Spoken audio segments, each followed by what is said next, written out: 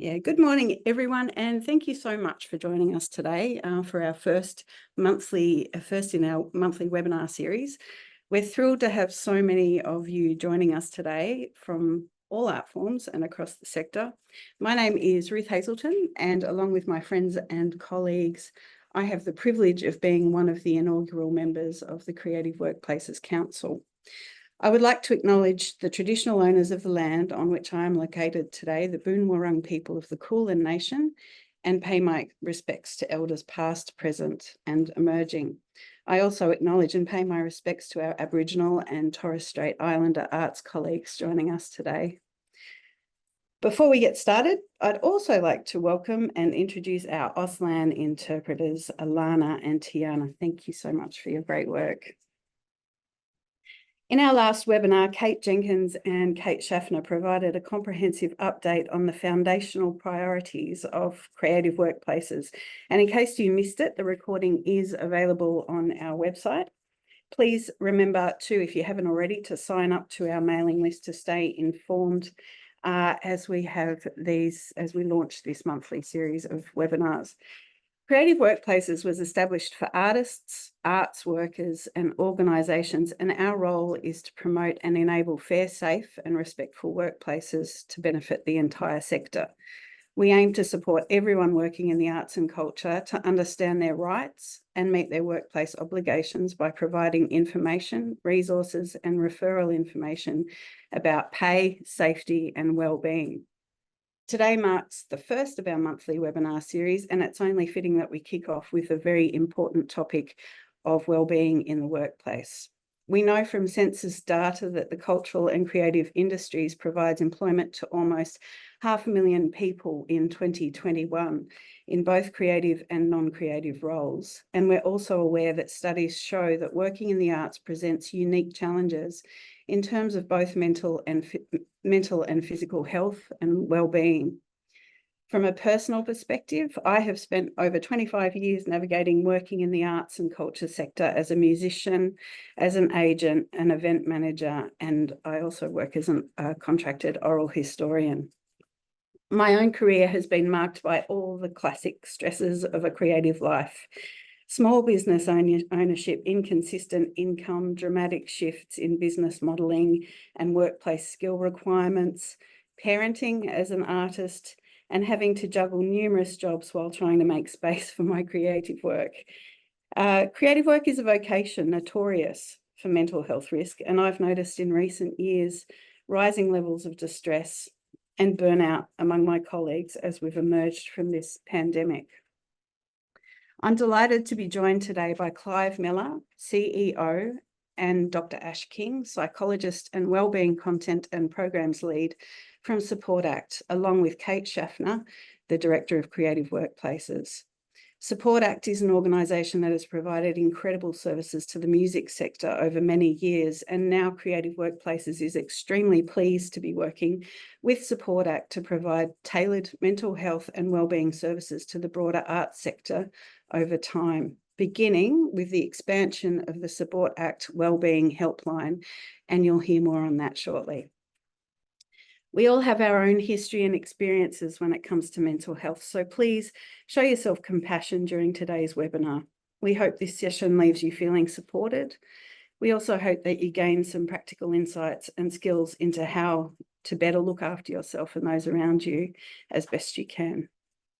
We will allow time at the end of Ash's presentation today to answer questions. So if you have questions that you'd like to submit while we're talking and while we're having a conversation, please use the Q&A function to submit your questions, and they'll be monitored by our team here. And we'll refer to that list toward the end of the session. Before we get into Wellbeing with Ash, I'm delighted to introduce you to Clive Miller, CEO of Support Act, and share a little about the history of Support Act as well as the future roadmap for mental health and wellbeing in the arts and culture sector. Welcome, Clive. Many thanks, Ruth. It's an honour for us to be part of this presentation with you and Creative Workplaces today. And I would also like to acknowledge the traditional owners of the lands on which we all meet and pay my respects to their elders and to all First Nations people who are joining us. I've been asked to tell you a little bit about Support Act, so I'll start by saying that we're a charity that is organised, conducted and promoted for the relief of hardship or distress for people who are working professionally in music. In recent years, we've also made some of our services available to people who work in the wider creative industries. The core services we provide for music workers, and this can be any genre, including opera, jazz, country, classical, music theatre, or contemporary music, include short-term financial support, funeral support, mental health, education and training, culturally intelligent programs for First Nations music workers, and the Support Act Wellbeing Helpline.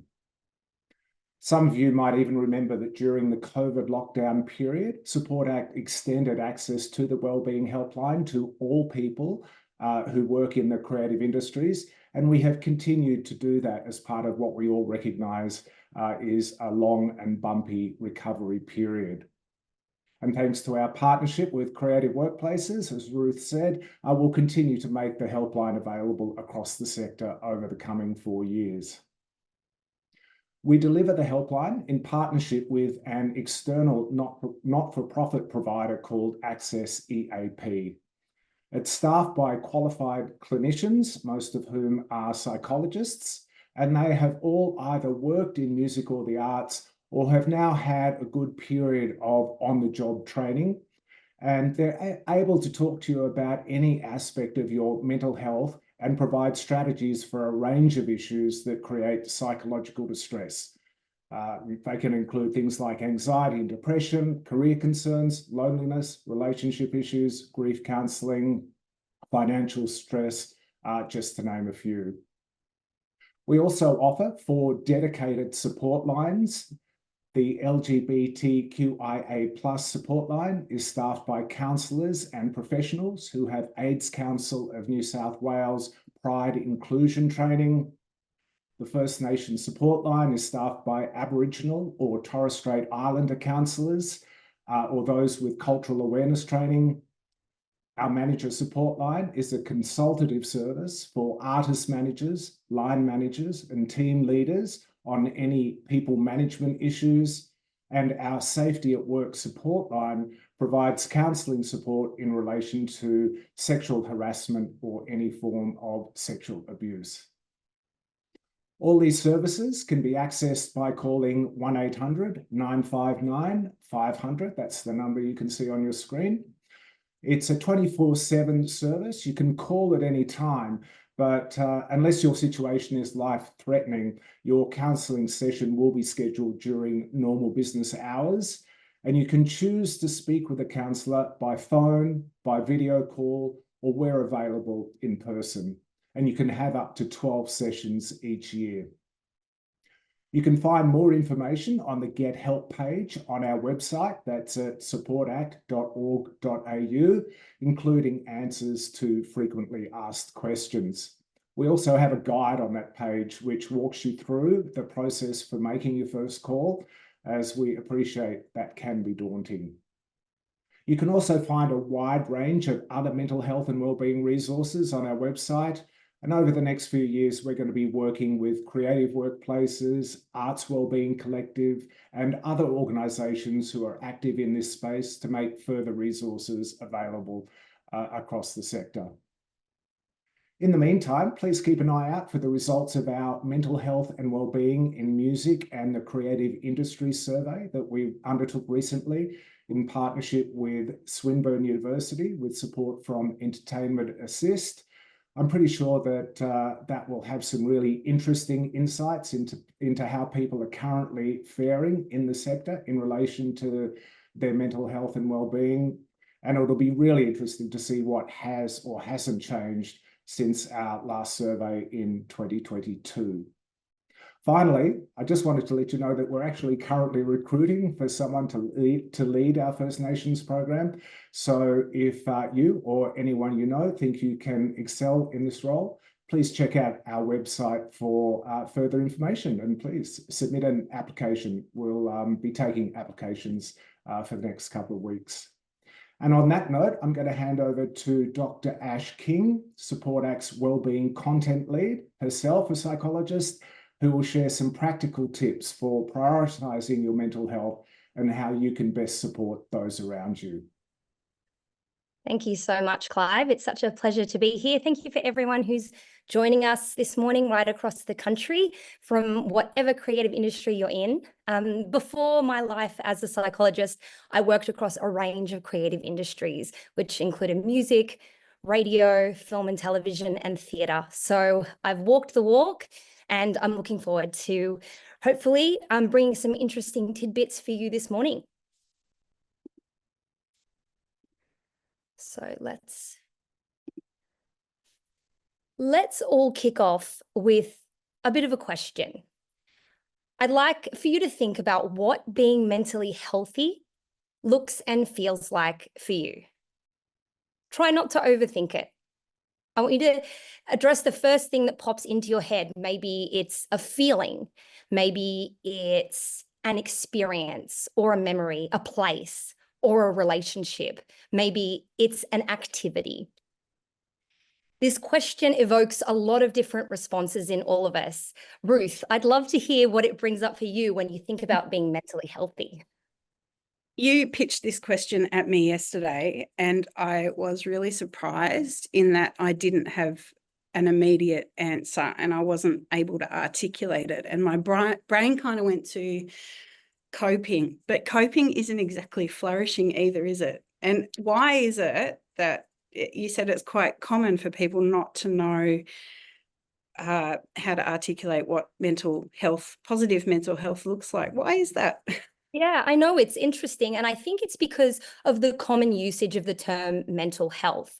As it's sort of utilized in common parlance, we usually think about mental ill health or psychological distress and disorder. So when we hear the phrase mental health, we don't go to the places that make us feel like we're mentally healthy and connected and thriving. We think about the other side of the coin.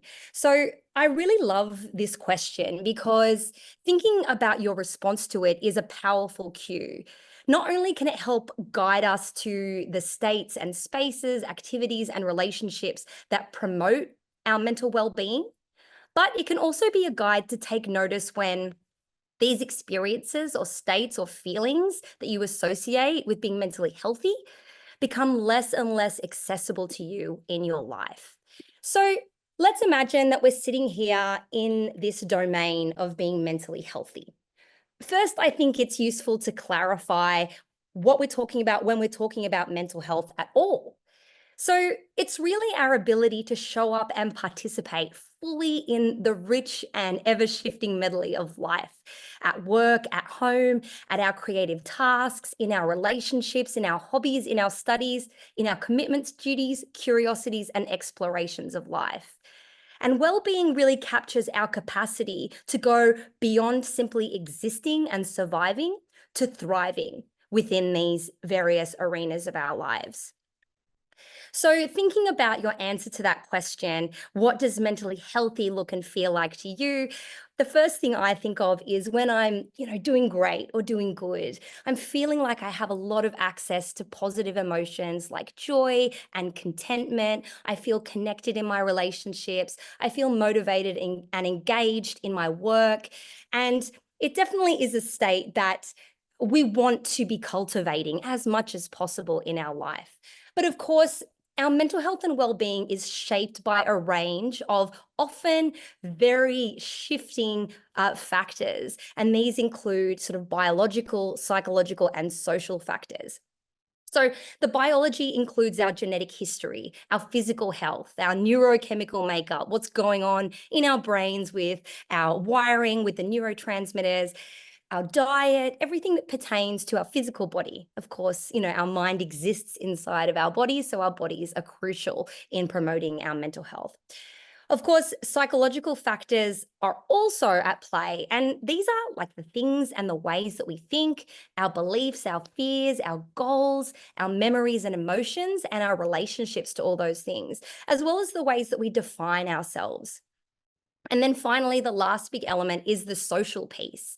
This is our relationships with others, our family and home dynamics, the religions and communities that we're part of, schools, workplaces, our shared identities, where we live, how we live, our culture, our generation, our city, our country of origin and residence. All of these things are often, quite movable and in flux. But there's also the movable feast of life itself, right? So some things happen to us that we like and that we want, and other things happen that we don't. And some things happen that we can't predict. So through the course of our work and our life, we meet many challenges of varying degrees, and they may require a lot from us. So in general, life requires requisite support and resources. And these are both internal resources and external resources, which will help us face the difficulty and challenges that come our way. Because no one gets through life unscathed. Things happen. And sometimes the pressures and the expectations, the obstacles and challenges amount to such that we drift away from this zone of feeling mentally healthy. And we might find ourselves in a place where we feel like we're simply coping. So maybe we're not dropping any major balls here, but maybe we feel less connected to some of those experiences that make us feel mentally healthy or make us really feel like we're ourselves. This is when we're sort of feeling all right or not too bad. But if we exist in this zone of coping, and again, the pressures, the obstacles, they keep on mounting, and our resourcing and our support does not change, then we can find ourselves drifting further from that hub of mentally healthy. And this is when we start to maybe recognize that we're struggling and maybe we're just getting by or having a hard time. Again, the ways that we recognize how we're moving through the spectrum are going to be different for everyone. They're going to manifest differently in the emotions that we're feeling, the thoughts that we're thinking, and the behavior that we're engaging with. But finally, if we find ourselves struggling, and again, the pressures don't cease, they continue to pile up, we can find ourselves in a space of crisis. And when I asked my friend for an Australianism that would indicate that we may be in crisis, when we describe things as not good, that feels like it's serious. So it's natural and normal for people to move through this spectrum fluidly. And I don't want to pathologize human emotions. But when we move through some of these different spectrums, it can indicate that the resources and support available to us may not be there or may not be accessible. So Ruth, I'd love to bring you into the mix. Can you remember an experience yourself where you feel like you started to really drift away from this hub of feeling mentally healthy? And how did you recognize that in your own experience? I think through my career, I've actually done a fair bit of work on my mental health, which means that I am now noticing better when I am starting to feel anxiety. It becomes more prevalent. I tend to stomp around a bit. I tend to disengage. I get a little bit of social anxiety and don't really want to connect. I get a feeling of dread maybe when emails start coming in instead of being willing to respond. And there's sorts of flags that I now know, but weirdly enough, when I was in my 20s, and I found this quite often after I'd returned from long periods of touring, and coming off the road back into a kind of day-to-day life, I didn't realize that I was behaving in ways that other people around me were noticing that something was up, but I didn't. So it's been a really big journey and a lesson for me to notice that in myself, and it's gotten a lot easier as I've gotten older. But sometimes I've noticed that it is quite hard to self-assess, particularly if you're feeling overwhelmed or you're feeling like you're beginning to struggle.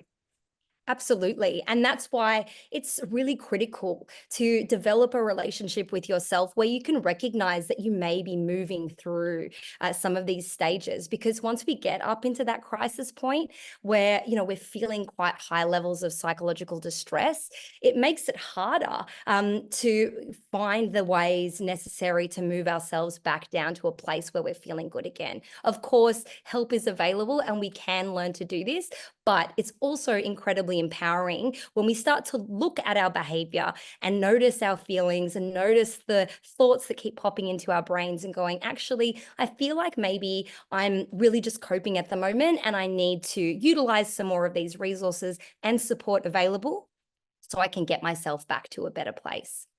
Now, I will say as well that when people exist up in the crisis zone, and when they exist there for too long without relief, this is where we tend to see more serious mental health conditions emerging. And conditions such as anxiety disorders and depressive or mood disorders are actually being reported in quite high numbers for creative workers.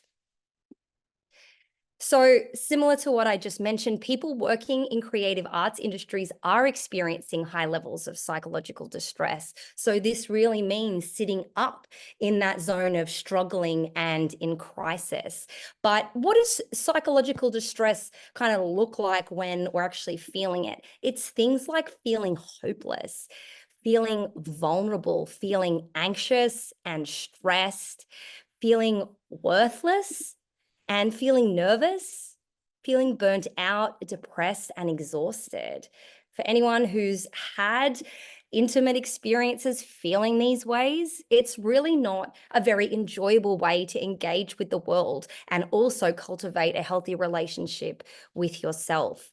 So we did a study with Support Act back in 2022, and we assessed mainly the mental health and well-being in music and live performing arts workers. And so we found some of these figures of high-level psychological distress were more than 4 times that of the general population. And I'd care to wager that it also would appear to be a similar number amongst creative arts workers. As Clive mentioned earlier, we do have a study that we brought out this year, and we're going to be getting some fresh data from that very soon.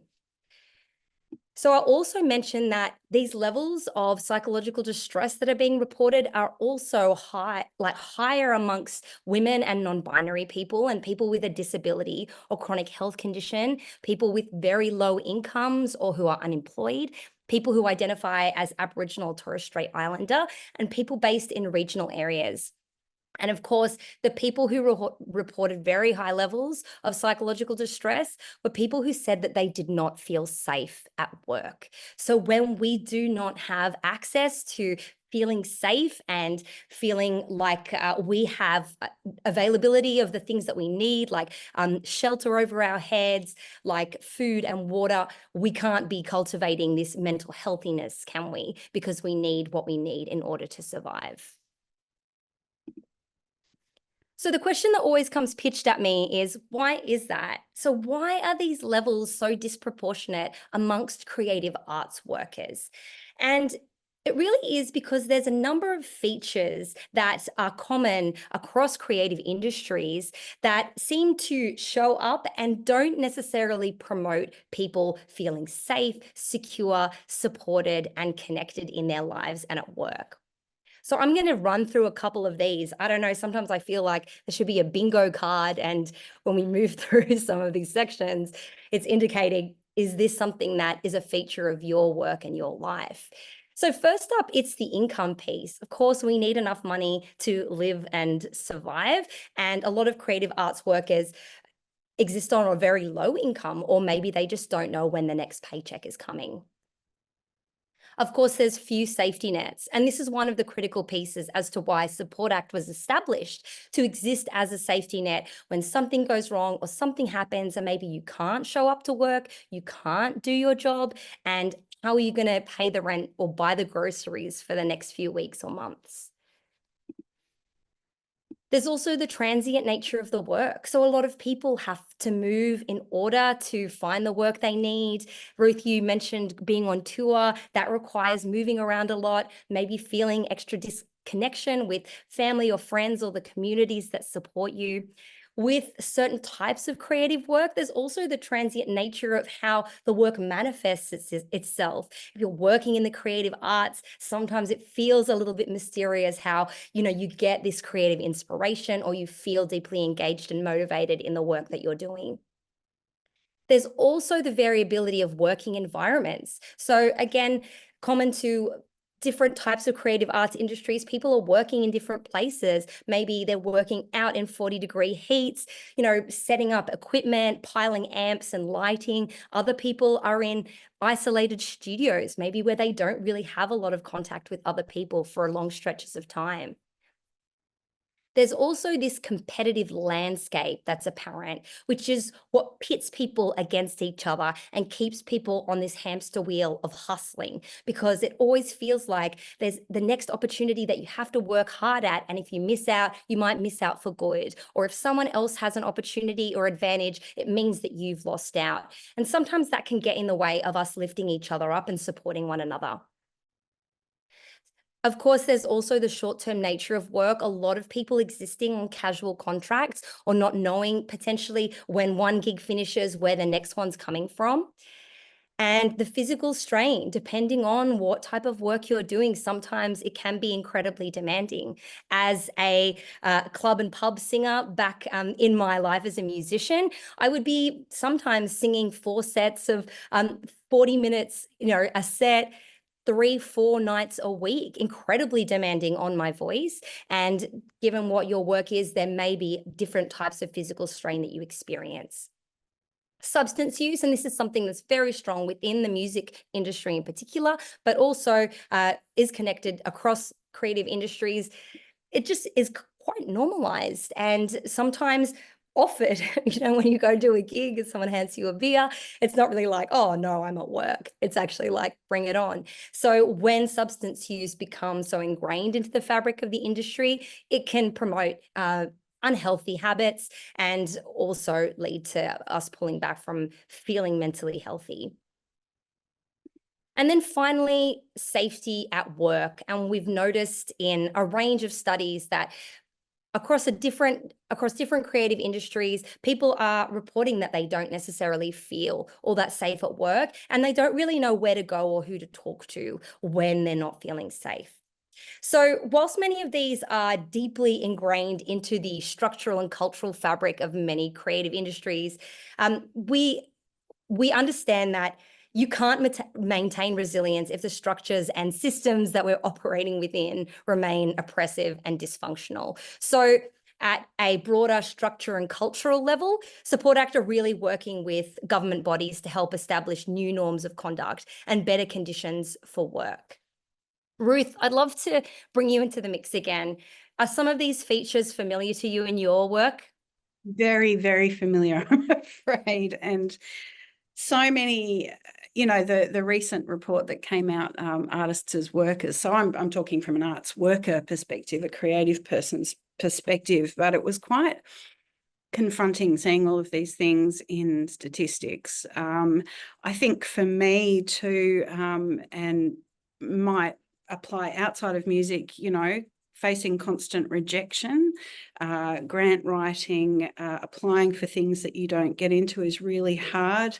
There's a lot of self-criticism in the work that we do, and really high level stress. So the highs are really high and the lows are really low. So there's a big kind of spectrum there.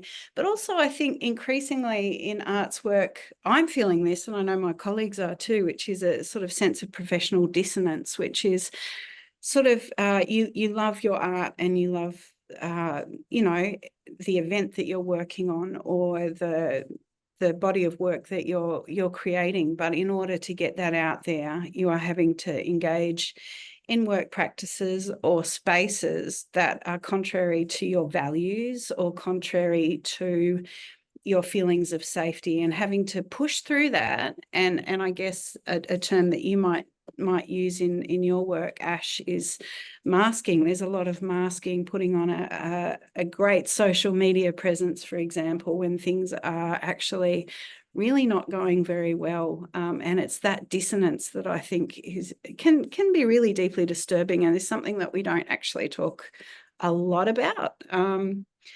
So yeah, I'd welcome anybody's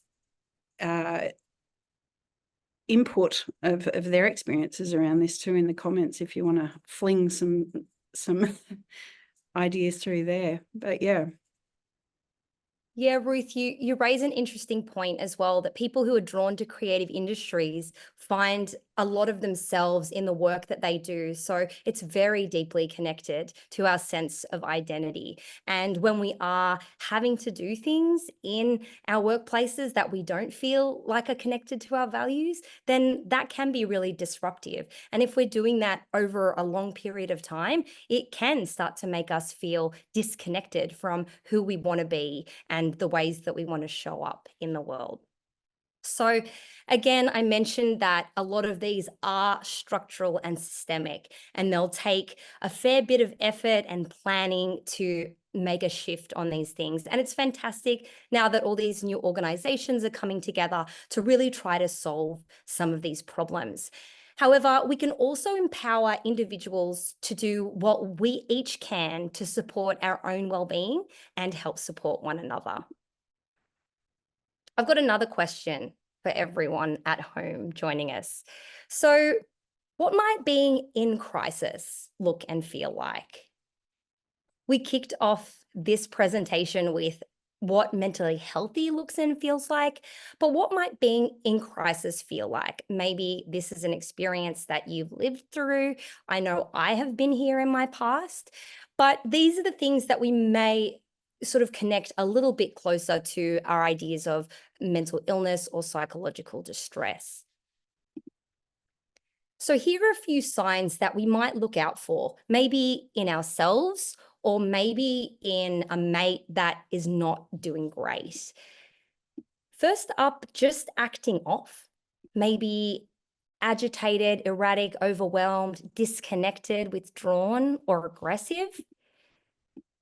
Maybe drinking or smoking or using drugs much more frequently. Isolating, not attending social events and frequently cancelling plans. Not doing fun or healthy stuff anymore, like hobbies or exercise. The experience of a big life change can be disruptive. So it could be the loss of a friend or a family member, breakups with a partner, the loss of a job, losing money, but it can also be moving cities or having a kid, things that are normally celebrated as good things, but sometimes cause a lot of disruption. Our eating or sleeping patterns can be disrupted too. So maybe we're eating or sleeping way too much or barely enough.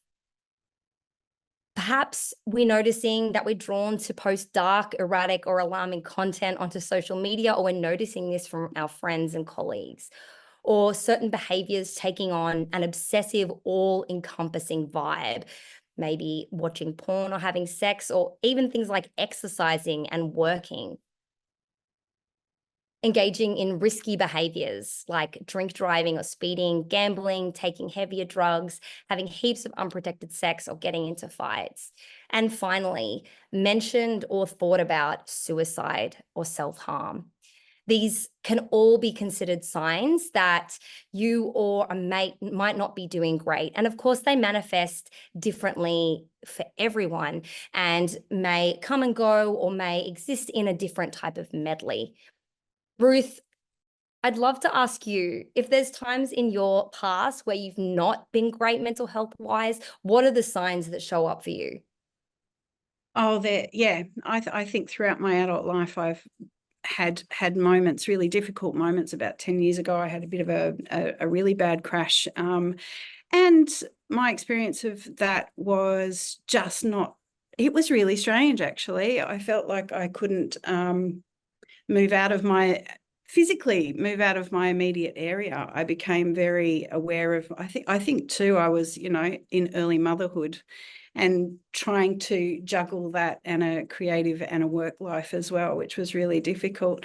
But anxiety is something that I have been learning to live with, and I'm kind of friends with it now, which is really lovely. But I heard someone describe it once as that feeling when you trip, and it's the feeling that you have between tripping and actually hitting the deck, and it doesn't go away. It's this constant kind of high level of adrenaline, and I think it's such an overwhelming feeling.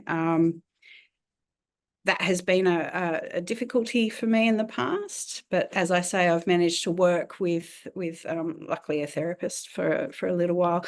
But also, I think as I've gotten older, it's much more common for people to share their experiences of mental health than it used to be. So I think talking to my peers about that, about what I'm going through, has been a big help, and being able to articulate how I feel. And as I mentioned before too, being able to enact ways of noticing how I'm feeling, checking in with myself, I think is a big skill that I've had to learn, and learn very consciously over the years. But I've seen mental health in a lot of different friends of mine, particularly in arts colleagues, from depression, where people can't get up or function, really kind of severe functional problems, to just not wanting to pick up the phone. So I'm guessing there's a huge range of ways that presents.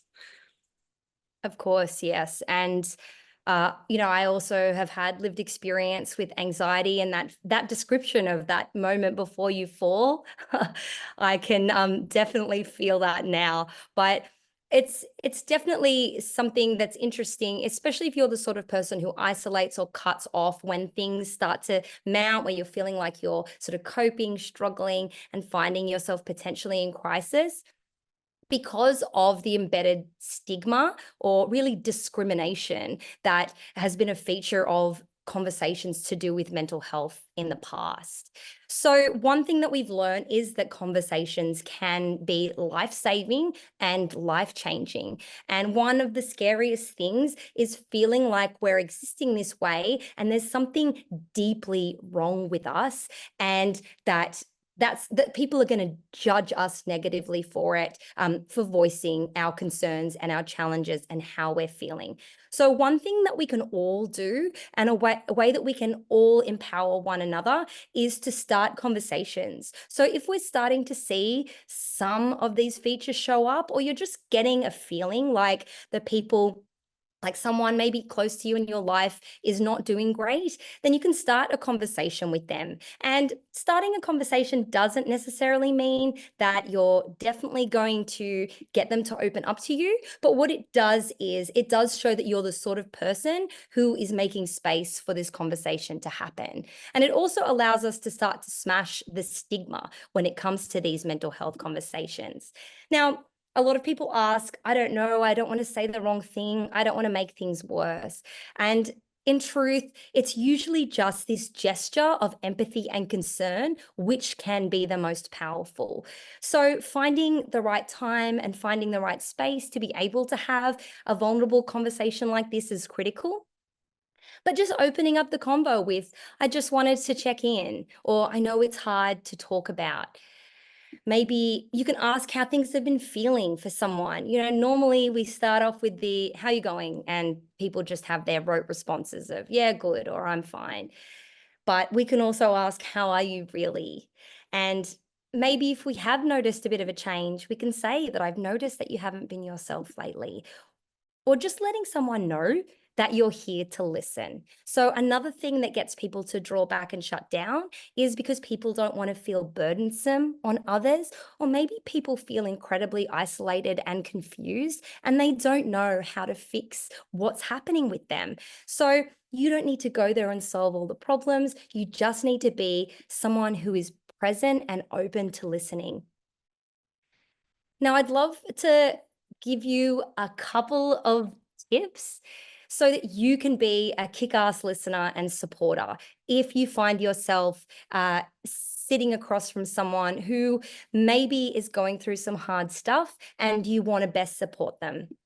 So first up, we're going to go through our EAR acronym. E is for enlisting empathy. When you're listening to someone, try to really hear and understand the experience and the emotions from the other person's perspective. What we tend to do is we tend to try to put ourselves in other people's shoes, which works only to a point, but we've all lived very, very different lives, and we've all had very, very different internal experiences and external experiences. So we might really need to listen to understand what someone else is going through and how it feels for them. You might even want to ask questions to deepen your understanding. Next up is A, which is acknowledging humanity. Now, another thing that I mentioned that can be scary for people when they're talking about their struggles is they're worried that they're going to come across as broken or weak, incompetent, or irredeemably flawed. So we can support them here by acknowledging that their experience is human. Any human experience is human, and people feel all kinds of ways. So you can acknowledge and validate that must feel really hard, or I'm sorry you're going through that. I can understand why you'd feel so scared right now. This allows people to continue opening up and reminds them that they're not broken or useless or irredeemably flawed for being here. And finally, R is for responding with support. So this is where we can guide people to relevant and easy access resources and support, which I'm going to share a little bit more on later. Again, it's not your job to fix someone. It's not your job to be everyone's therapist or solve everyone's problems, but we do know that it can be incredibly empowering and sometimes life-saving when people know that there might be just one other person that they can open up to and share. Ruth, I'd love to ask you, have you found these people available in your life? And have you had the opportunity to lend an ear when someone was going through hard times?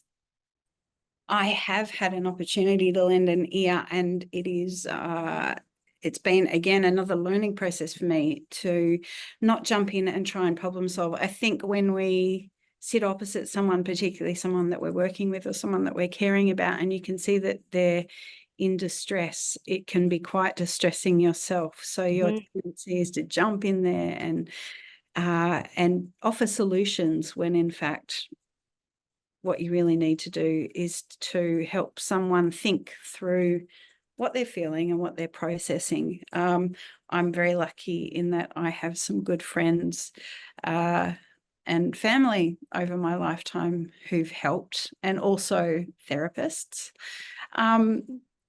I think it's really important too to mention that people that work in the arts, it is such an extraordinarily different context and workplace to other workplaces, and having people to talk to who understand the pressures and the dynamics that exist in the arts workforce has been particularly helpful for me, because I think one of those hurdles that we have trouble getting over is having to explain the situation and the context of your job before you can offload about it to somebody. So I think support within arts networks is such an important thing, and I guess in many ways why having trained arts workers at the other end of a helpline is a particularly wonderful asset for people to have. Absolutely. Thanks, Ruth. And that really leads me in nicely to sort of reintroduce our Wellbeing Helpline from Support Act. So as was mentioned earlier, our Wellbeing Helpline was first established for music arts workers, but now we want to encourage everyone across all creative arts industries to put this number in your back pocket and utilize it as much as you can. So there's also dedicated support for people, for managers, for people part of the LGBTQIA+ communities, for First Nations people, and regarding safety at work. So for support in relation to sexual harassment and sexual abuse. Ash, can I just jump in there, because we do have a question here. They wanted a reiteration of the options for the other hotlines. So this person has said, I know First Nations is option 3, but unsure about the other 3 options. Do you have that information at hand? I don't have it right now. It is on our website. And again, when you call up the Wellbeing Helpline, it'll take you through the options. So it will let you know what number you need to click in order to get taken through to the right spot. So also, like you mentioned, Ruth, the people who do man the Wellbeing Helplines are people who are trained and aware of the different challenges and unique challenges that people in creative arts industries are experiencing. So again, you don't need to go through all of that stuff in order to feel validated and accepted as showing up as you are. So what do you get when you call the Wellbeing Helpline? Well, first up, you get free advice, guidance, and support. And this is across a range of arenas. So this helpline is not just there for people who are having mental health concerns or going through crisis. If you do happen to be going through crisis, you will be given a number to connect you through to the appropriate crisis services. But for everybody else, you can call up this helpline and there'll be someone at the other end that you can make an appointment with in a time that's convenient for you. And they'll be able to offer advice, guidance, and support at zero cost. Now, this Wellbeing Helpline is available right across Australia, and there are options as well to connect with the helpline if you're working overseas, and some more of that information is available on the website if you'd like to learn how you can use the support of the helpline when you're out of the country. So who is the helpline available to? Well, we're very, very pleased to announce that now it's available to anyone working in the creative arts industries, and family members are also available to, also invited to call up the helpline too. Some people are concerned, maybe they feel like they don't want to put their name out there, and everyone on the other end of the helpline is a trained mental health practitioner where we know how to respect confidentiality. And you can claim up to 12 counselling sessions using the Wellbeing Helpline. So again, these counselling sessions can be used to support you through whatever you need. Maybe you want to take up all 12, maybe you won't need all 12, but it's good to know that those 12 sessions are there and available. And whoever is supporting you through this can also help to support you beyond the 12 sessions, letting you know how you can get continued support. And then finally, as Clive mentioned earlier, you can access tailored support. So this means nutritional or financial or legal support. If you have questions or need advice across those different areas, you can ask for this and the people will set you up with the right people to talk to. You can also access peer supervision, conflict mediation services, and career concerns. So nothing is too big or too small. We really encourage everyone to utilize this helpline. You can do sessions just on the phone, or you can also book in a telehealth session where you can be face-to-face on a digital device with your practitioner. And all of this information is available on our website, supportact.org.au. So you don't need to remember it all now, but what I'd love you to walk away from this session remembering is that if you are a creative arts worker, then this helpline is available to you. Definitely utilize it. And if there is someone that you're concerned about or who you're worried may be going through some hard times mental health wise, I'd love for you to let them know about this helpline too and encourage them to give it a call. Thanks so much. Ash, a question that's coming through about the 12 sessions. Are they counted per calendar year or financial year? Is there a... That's a very good question. Clive might be better place to answer that. Yeah, look, I think it's just over a 12-month period. So from when you start to, I guess, if you started, rang them today, then you'd have access to those 12 sessions up until, I guess, effectively the end of June in 2025. That's awesome, Clive. Thanks. Now, look, we don't have much time left, unfortunately, for questions, so we're going to try and get through as many as we can. I might start with some of the questions for Ash. How do other creatives separate their own mental health from their work? I want to create as a professional who is interested in a project and don't want my psychology to have anything to do with my work. How do others do this? I think I know the answer to that.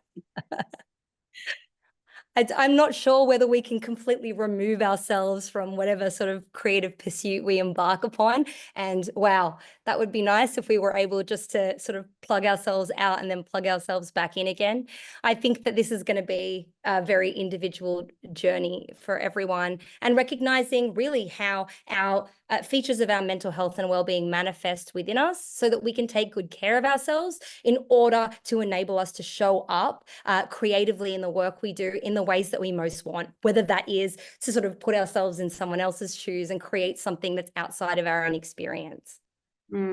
Another question, Ash, that's come through is long-term exposure to these kinds of stresses in the arts sector generally. Can it result in complex PTSD in the same way that extended childhood trauma can?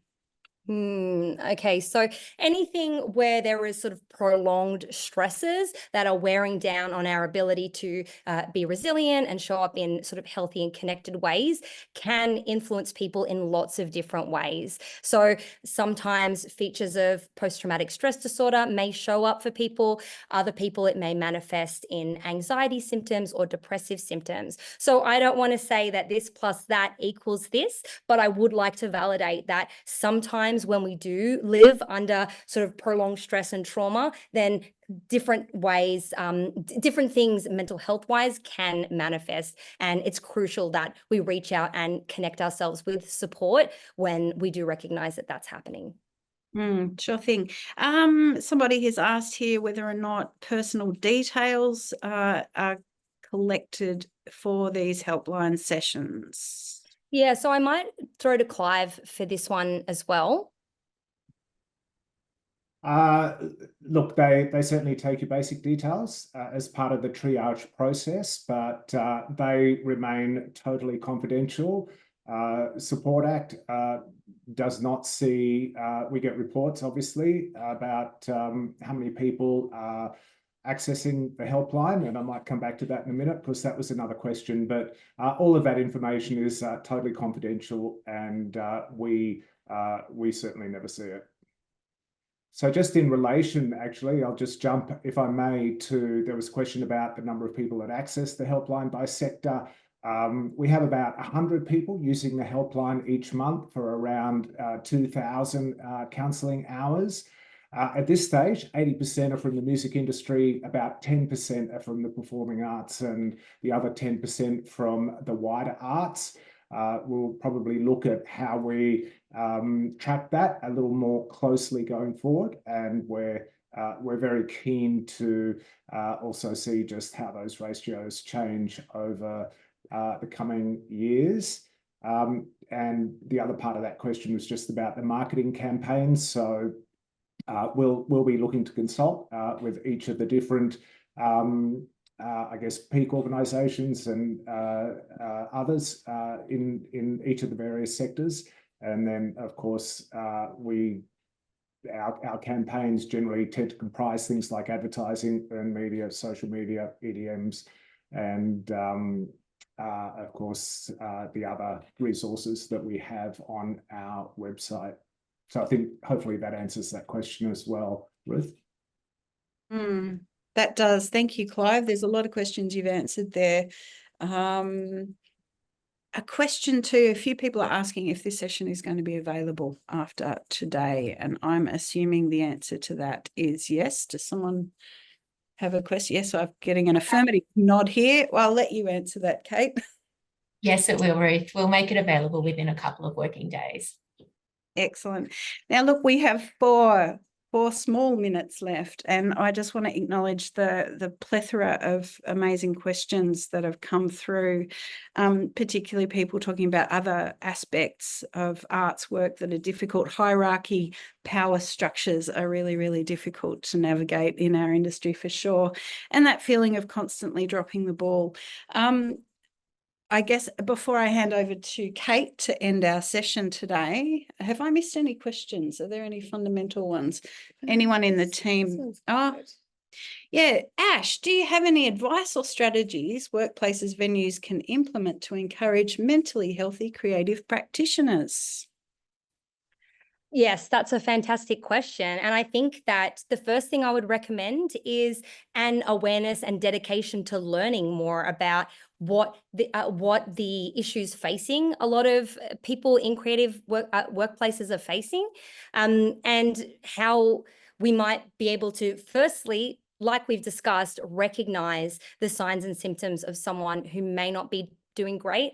Also, just establishing healthy and open relationships as best we can in the workplace, right? And a lot of that comes from walking the walk and not just talking the talk. So operating in a way within your life and at work that shows that you are taking care of your mental health and you're prioritizing your mental health as much as possible. I know that sometimes that's easier said than done. But when we see that people are allowed to do that for themselves, if we're part of that community or workplace, we recognize that there's permission for us to do it for ourselves as well. So again, trying to live into some of these conversations, trying to ask questions when we're concerned, trying to give as much support and encouragement to the people in your workplaces to develop skills in this area, doing professional growth and development, attending workshops, learning new skill sets to be able to support themselves and each other. Thanks for that, Ash. There has been a question too here about resources that might become available to arts workers about the helpline, some of the marketing stuff that you've spoken to. But I would encourage everybody, Creative Workplaces and Support Act are both organisations that really have arts workers at the heart of our remit and what we do. So, reach out to us if you have ideas, questions. After this session, we're available. And we've got a great team, expanding team here at Creative Workplaces, which is really exciting too. So to end today's session, I might hand over to Kate Schaffner to tell you a little bit about next month's webinar. So thanks so much from me for joining us today. Thank you, Ruth. Just before we get to next month's webinar, I really would love to thank you, Dr. Ash King, for spending time with us today and sharing your deep expertise and experience working in the sector. It's been a wonderful session, and I'm looking forward to going back through all the questions to check that we've covered off everyone's questions, but it's great that it's clearly been so interesting for everyone who's dialed in today. Thanks. Thanks very much, Kate. Thank you also to our council member, Ruth.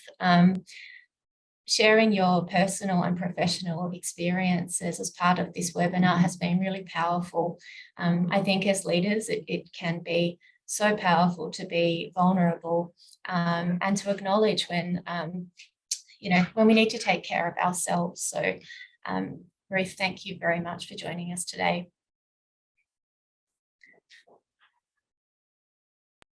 Thank you. And Clive, thank you also for joining us and giving us an overview of Support Act and your wellbeing services. We're so pleased to have this arrangement with you, and we're looking forward to continuing this great work alongside you to help promote wellbeing within the arts and culture sector. So thank you so much. Thanks, Kate. Thank you also to our interpreters, Tiana and Alanin. It's been wonderful having you here, and your greyhound in the background. Just moving on to our next webinar, which will be on the 30th of August. We are having a webinar with Linda McAllery-Smith, who is the Victorian Small Business Commissioner. So Linda is a qualified lawyer, and she's an accomplished senior executive, and she'll share practical tips and advice on that will be helpful for artists working for themselves. So the target audience for this next webinar is self-employed artists working on their own ABNs. So we look forward to sharing more information about that with you over the coming month, but please do save the date. and we look forward to seeing you next time. Thanks so much for dialing in.